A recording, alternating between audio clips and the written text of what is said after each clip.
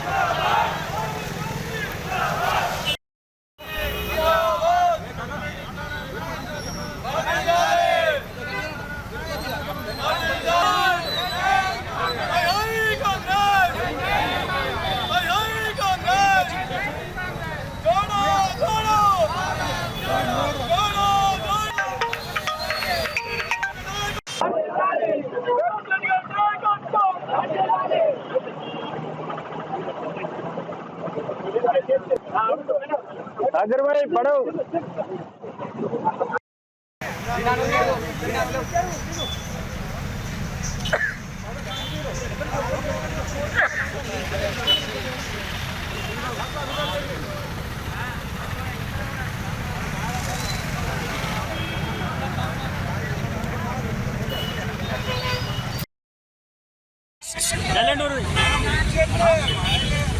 Okay Shri Rahul Gandhi గారి చారిత్రాత్మక భారత్ జోడో యాత్ర చేపట్టి సంవత్సరమైంది.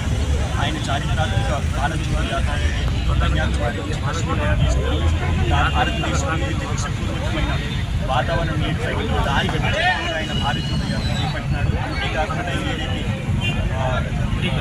మన విషయం దాని తర్వాత డీజిల్ ధరలు, పెట్రోల్ రీబేట్కి వ్యతిరేకంగా, అలానే యువకులకు ఏదైతే ఉందో జాబులు లేవు వాటి దానికి వ్యతిరేకంగా, అలానే మన ఆర్థిక వ్యవస్థ ఏదైతే ఉందో ఆర్థిక వ్యవస్థ చాలా చెడిపోయింది బీజేపీ ప్రభుత్వంలో, కాబట్టి దానికి వ్యతిరేకంగా ఆయన భారత్ జోడో యాత్ర చేపట్టినారు. భారత్ జోడో యాత్ర చేపట్టిన తర్వాత బీజేపీకి వణుకుతుందని చెప్పడానికి ఒక నిదర్శనం ఏంటి,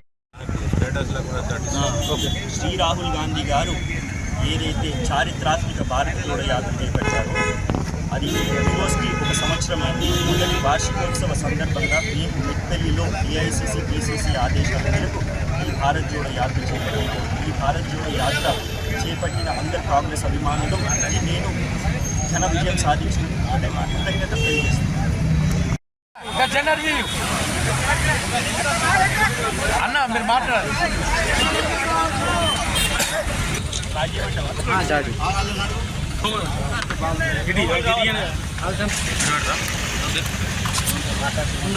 శ్రీ రాహుల్ గాంధీ గారు ఏదైతే చారిత్రాత్మక భారత్ జోడో యాత్ర చేపట్టారో ఆ భారత్ జోడో యాత్ర ఏదైతే మొన్నటి సంవత్సరం సెప్టెంబర్ 7 నుంచి కన్యాకుమారి నుంచి కశ్మీర్ వరకు చేపట్టినారు. అది ఈరోజు మొదటవ వార్షికోత్సవం. ఆ సందర్భంగా మేము ఏదైతే ఏఐసిసి పిసిసి ఆదేశాల మేరకు ఈరోజు ఈ భారత్ జోడో యాత్ర చేపట్టినాము. రాహుల్ గాంధీ గారు ఏదైతే భారత్ జోడో యాత్ర చేపట్టినరో కన్యాకుమారి నుంచి కశ్మీర్ వరకు ఏదైతే భారతదేశంలో బీజేపీ ఎప్పుడైతే పాలనకు వచ్చిందో, బీజేపీ ప్రభుత్వం ఏర్పడిన తర్వాత మన దేశంలో విషపూర్వకమైన ఏదైతే రాజకీయం వాతావరణం ఏర్పడింది. అంతేకాకుండా యువకులకు ఏదైతుందో జాబులు లేవు, అట్లనే ఎంతో పేదరికం ఉంది. దానికి వ్యతిరేకంగా భారత్ జోడో యాత్ర చేపట్టిన రాహుల్ గాంధీ గారు భారతీయ జోడో యాత్ర చేపట్టిన తర్వాత మనమందరం పరిణామాలు చూసినాము. బీజేపీ ప్రభుత్వం ఏదైతుందో రాహుల్ గాంధీ గారి భారత జోడో యాత్ర తర్వాత వణుకుపుట్టింది. భారత్ జోడో యాత్ర అయిన తదనంతరం ఏదైతుందో రాహుల్ గాంధీ గారిని పార్లమెంటు నుంచి బహిష్కరించే ప్రయత్నం ఈ బీజేపీ ప్రభుత్వం చేసింది. ఆ రోజు కూడా మేమన్నాం, ఇక్కడే మెట్పల్లిలో ప్రెస్ కాన్ఫరెన్స్ పెట్టి మేమేమన్నామంటే మాకు న్యాయ వ్యవస్థపై పూర్తి విశ్వాసం ఉంది. రాహుల్ గాంధీ గారిని తిరిగి ఏదైతే లోక్సభలో ఈ నుంచి ఏదైతే రద్దు చేసిందో బీజేపీ ప్రభుత్వం, దానికి వ్యతిరేకంగా కోర్టు తీర్పు ఇస్తుంది. మళ్ళీ రాహుల్ గాంధీ గారు ఏదైతే చట్టసభలలో అడుగు పెడతారో ఈ బీజేపీ ఆర్ఎస్ఎస్ దానికి వ్యతిరేకంగా ఆయన గొంతు విప్పుతూనే ఉంటాడు, ప్రశ్నలు అడుగుతూనే ఉంటాడు అని అన్నాము. అలానే సుప్రీంకోర్టు ఏదైతుందో రాహుల్ గాంధీ గారికి వ్యతిరేకంగా వచ్చిన తీర్పుని అలానే ఆయనను ఏదైతే బహిష్కరించిందో ఆ యొక్క చర్యని తప్పుపడుతూ మళ్ళీ ఆయన లోక్సభ సభ్యత్వాన్ని యథావిధిగా కొనసాగించాలని చెప్పి తీర్పు ఇచ్చింది. అంతేకాకుండా మనం ఇంకో పరిణామం చూస్తున్నాం. ఇప్పుడు ఏదైతే రాహుల్ గాంధీ గారు అనుకోండి, ఇండియా కూటమి అనుకోండి, ఈ మోదీ ప్రభుత్వానికి వణుకు పుట్టిస్తుందని చెప్పడానికి ఇంకో నిదర్శనం మీకు చెప్తాను. ఇండియా అనే పదాన్ని ఈ యొక్క బీజేపీ ప్రభుత్వం ఎంతో పూర్తిగా తొలగించే ప్రయత్నం చేస్తుంది. అదే భాగంగా మనం మొన్న చూసినాము, ఏదైతే రాష్ట్రపతి గారు ఉన్నారో G20 సమిట్లో ఏది భారత్ అనే పేరు పైన అందరికీ ఆహ్వానం పలికడం చూసినాం. నేను మళ్ళొకసారి చెప్తున్నాను, భారత్ అనే పదానితో మాకు వ్యతిరేకం లేదు.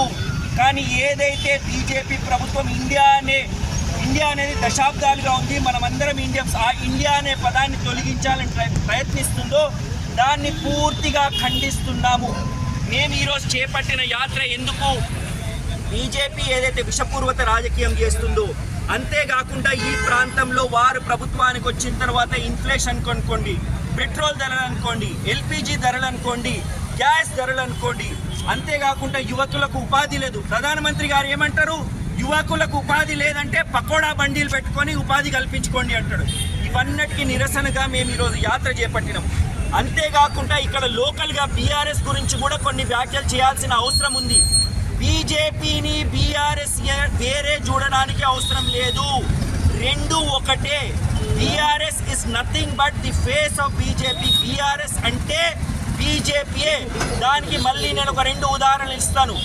ఫస్ట్ అండ్ ఫార్మోస్ట్ ఏంటంటే, ఏదైతే నోట్ల రద్దు జరిగిందో, నోట్ల రద్దు జరిగిన తర్వాత మన ముఖ్యమంత్రి గారు కేసీఆర్ గారు దాన్ని వ్యతిరేకించిన తర్వాత ఢిల్లీకి వెళ్ళి వాపస్ వచ్చిన తర్వాతనే డిమానిటైజేషన్ పక్షాన్ని మాట్లాడి, డిమానిటైజేషన్ ఒక బ్రహ్మాండమైన చర్య అని చెప్పిండు.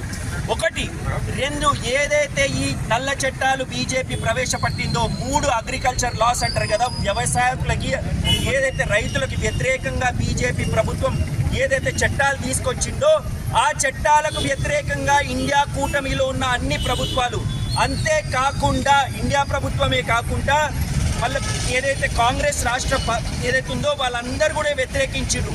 కానీ కేవలం కేసీఆర్ ప్రభుత్వమే దాన్ని వ్యతిరేకించలేదు.